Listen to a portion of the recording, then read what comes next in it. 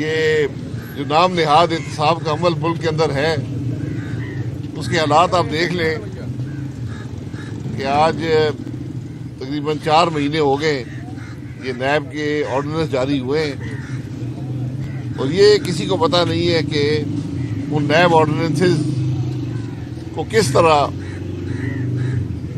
جو کیسز ہیں ان پر لاگو کیا جائے۔ پہلے ایک آرڈیننس جاری ہوا،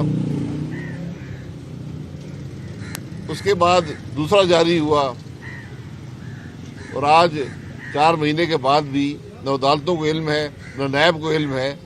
عدالتیں نیب سے پوچھتی ہیں، نیب عدالتوں سے پوچھتا ہے کہ ہم کیا کریں۔ میں یہ کہتا ہوں کہ جن پہ آپ نے الزام لگائے ان کا کیا قصور ہے کہ وہ 4 سال سے عدالتوں کے چکر لگا رہے ہیں، کیس آپ کے پاس ہے نہیں، جھوٹے کیس بناتے ہیں۔ یہ باتیں جو ہیں یہ اس طرح نہیں جائیں گی، یہ ان لوگوں کو ایک دن جواب دینا پڑے گا۔ جو آج اقتدار میں ہے، جو آپ نیب چلاتے ہیں، یہ ملک کے قانون سے مستثنا نہیں ہے، کسی کو حق حاصل نہیں ہے کہ وہ جھوٹے مقدمے بنائے۔ ورنہ میں تو ہمیشہ کہتا ہوں ٹی وی کیمرے لگائیں اور پاکستان کے عوام کو دکھائیں کون سی کرپشن ہوئی ہے۔ چیئرمین نیب صاحب ریکارڈ جو پیش کیا ہے پی اے سی کے اندر، پاکستان میں سب سے کرپٹ ترین کوئی طبقہ اگر ہے تو وہ سیاستدانوں کا ہے۔ ہم نے پوچھا تھا کہ آپ نے یہ جو 539 ارب روپیہ ریکور کیا ہے، جس میں سے صرف 1.6 ارب جو ہے وہ چیئرمین نیب صاحب قومی خزانے میں جمع کرا سکے ہیں، یہ کس سے ریکور کیا ہے؟ تو پتہ چلا کہ سارا پیسہ ہاؤسنگ اسکیموں سے ریکور کیا ہے۔ تو کیا نیب ہاؤسنگ اسکیموں کے لیے بنی تھی؟ کیا پہلے ادارے نہیں تھے؟ یہ بہت سی باتوں کے جواب پاکستان مانگتا ہے کہ کیوں آپ اس ملک کا وقت ضائع کرتے ہیں، کیوں آپ اس ملک کی حکومت کو تباہ کرتے ہیں۔ پہلے ایک غیر قانونی ایڈوائزر ٹو پرائم منسٹر لگائے گئے تھے اکاؤنٹیبلٹی پر۔ اکاؤنٹیبلٹی کا کوئی محکمہ وفاقی حکومت میں نہیں ہے، نیب کا ادارہ ہے اور ایف آئی اے ہے۔ حکومت پاکستان وہاں صرف درخواست گزار بن سکتی ہے، اور میرا خیال ہے کہ خواجہ نوید صاحب بھی اس کی تائید کریں گے۔ درست ہے۔ تو یہ جو آپ ایڈوائزر لگاتے ہیں جو ایک کانسٹیٹیوشنل پوسٹ ہے، تو کیسے اکاؤنٹیبلٹی، وہ ایڈوائزر کیسے اکاؤنٹیبلٹی کرتا ہے؟ پہلے ایک صاحب 3.5 سال بیٹھے رہے، اور میں نے ان کے بارے میں کہا ہے اور پہلے بھی کہا تھا کہ یہ پہلے جہاز پر اس ملک سے فرار ہوں گے، اور میں آج بھی کہتا ہوں کہ وہ بھی جو ایڈوائزر صاحب تھے، وہ جو چیئرمین نیب صاحب ہیں جو آج کل ڈیلی ویجز پر ہیں، یہ جاتے ہوئے ذرا اس ملک کے عوام کو بتا جائیں کہ ان کے اثاثے ہیں کیا، کیونکہ ایک دن ان سب سے بھی پوچھا جائے گا کہ آپ کے حقیقی اثاثے کیا ہیں۔ یہ حالات جس ملک کے نام نہاد احتساب کے عمل کے ہوں، وہاں باقی آپ کیا توقع کر سکتے ہیں؟ ایک خط آج کل بڑا وائرل ہے، اور میں دعا کرتا ہوں کہ اللہ کرے وہ غلط ہو، کہ جو اس ملک کے چیف جسٹس تھے جنہوں نے ابھی عہدہ چھوڑا ہے، وہ اس بات پر مجبور ہوئے جانے سے پہلے جب وہ آفس میں تھے کہ وہ سیکرٹری داخلہ کو خط لکھیں کہ مجھے سیکیورٹی مہیا کی جائے، کیونکہ میں نے ایسے کیس سنے ہیں جن سے میری جان کو خطرہ ہو سکتا ہے۔ یہ خط ڈپٹی رجسٹرار نے سیکرٹری انٹیریئر کو لکھا ہے کہ چیف جسٹس صاحب کو تاحیات سیکیورٹی مہیا کی جائے۔ کیا یہ خط لکھنے کی ضرورت تھی؟ کیا اس ملک کی حکومت کو پتہ نہیں ہے کہ چیف جسٹس صاحب کو کیا سیکیورٹی چاہیے؟ اس سے پہلے جو چیف جسٹس ان کو کیا سیکیورٹی دی گئی ہے؟ یعنی آپ حکومت کی کارکردگی کا اندازہ یہ لگا لیں کہ چیف جسٹس صاحب بھی مجبور ہوئے کہ وہ دفتر چھوڑنے سے پہلے حکومت سے یہ درخواست کر دیں کہ میری سیکیورٹی کا بندوبست کیا جائے، کیونکہ ان کو شاید یہ پورا یقین تھا کہ جب میں نے دفتر چھوڑ دیا تو میری بات سننے والا کوئی نہیں ہوگا۔ یہ آج اس ملک کی حقیقت ہے، اور بدنصیبی یہ ہے کہ ایک پہلے چیف جسٹس تھے، وہ ڈیم بنانے والے تھے، ان کا نام اس سے مشہور ہوا. جو سابقہ چیف جسٹس ہیں وہ بلڈنگ گرانے کے لیے مشہور ہیں. اور یہ بدنصیبی ہے کہ جو لوگ اس نسلہ ٹاور میں، میرا کوئی عزیز کوئی دوست وہاں نہیں ہے، بدنصیبی ہے کہ جن لوگوں نے بازار سے یہ اس بلڈنگ میں اپارٹمنٹ لیے تھے، یہ بلڈنگ پتہ نہیں 20-30 سال پرانی تھی، اتنی تھی جی. تو آخر ان لوگوں کو جنہوں نے نہ بلڈنگ بنائی ہے، انہوں نے صرف خریدے ہیں، ان کو انصاف کون دے گا؟ یہ آج عدلیہ کی ذمہ داری ہے، یہ سندھ حکومت کی ذمہ داری ہے، جس کی آنکھوں کے سامنے اگر غلط بلڈنگ بنی، لوگوں نے فلیٹ خریدے، تو ان لوگوں کو جنہوں نے اپنی جمع پونجی سے یہ سارا فلیٹ لیے تھے، ان کو انصاف کون دے گا؟ یہ وہ تلخ حقائق ہیں جو ہمارے انصاف کے نظام کے ہیں کہ ہم فیصلے کر دیتے ہیں لیکن یہ نہیں دیکھتے کہ اس کے اثرات کس پہ ہیں. آج آپ کے سامنے اسٹیٹ بینک کا بل پاس ہوا تھا، ابھی بل قانون بھی شاید نہیں بنا، نوٹیفیکیشن کم از کم میں نے نہیں دیکھا، لیکن جو سیونگز ریٹ ہے،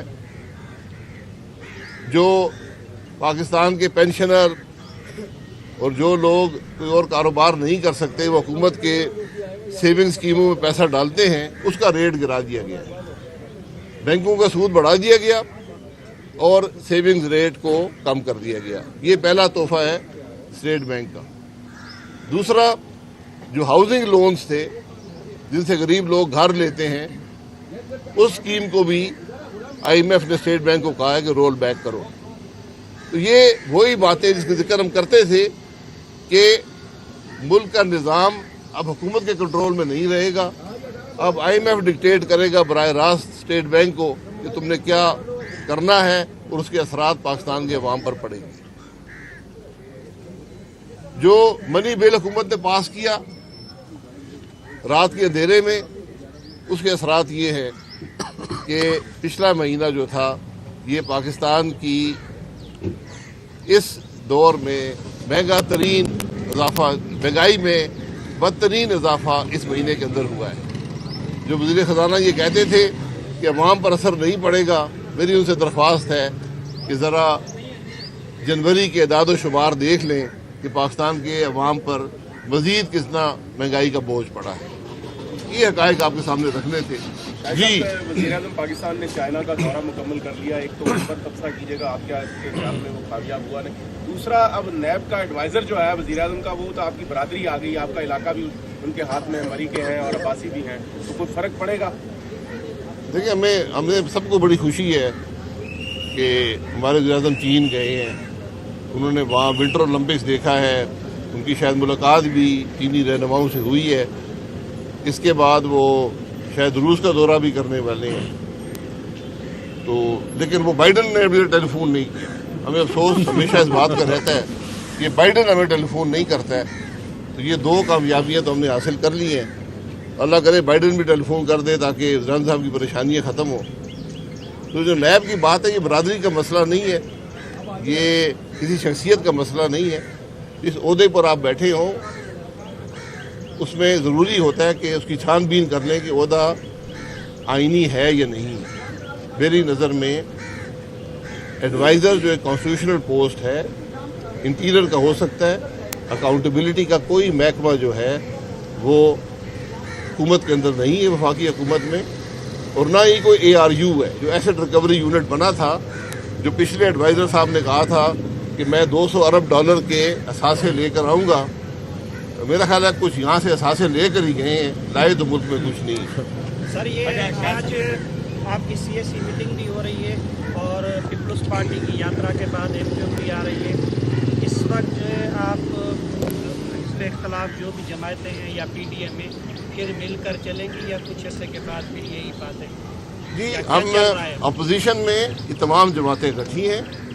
اس وقت MQM جو ہے وہ حکومت کی اتحادی جماعت ہے، لیکن Pakistan Muslim League Noon, People Party, JUI، BNP، PK MAP, یہ تمام جماعتیں جو ہیں یہ اپوزیشن میں اکٹھی ہیں، اور ان کی ذمہ داری ہے کہ اس मुल्क के अवाम को इस हुकूमत से, जो इस मुल्क की सबसे नाअहल और करप्ट तरीन हुकूमत है, इससे निजात नहीं। इसके लिए हम बिल्कुल इकट्ठे हैं। कल जब इलेक्शन होगा तो हमने एक दूसरे के खिलाफ इलेक्शन लड़ना है। यही जमहूरी अमल होता है। अच्छा शाह साहब ये बताइए, आपके पास एक तजर्बा है पीडीएम में पीपल्स पार्टी के साथ अलायंस का, उस तजर्बे के बाद आप उम्मीद है कि पीपल्स पार्टी और आपका अलायंस होना चाहिए? एक चीज़। दूसरा ये कि जो तजर्बा पीडीएम में हुआ है, शहबाज शरीफ उस तजर्बे से फ़ायदा उठाने के बजाय अपना नया तजर्बा क्यों करना चाहते हैं पीपल्स पार्टी से? नहीं, कोई यहाँ नया तजर्बा नहीं है, कोई अलायंस नहीं है।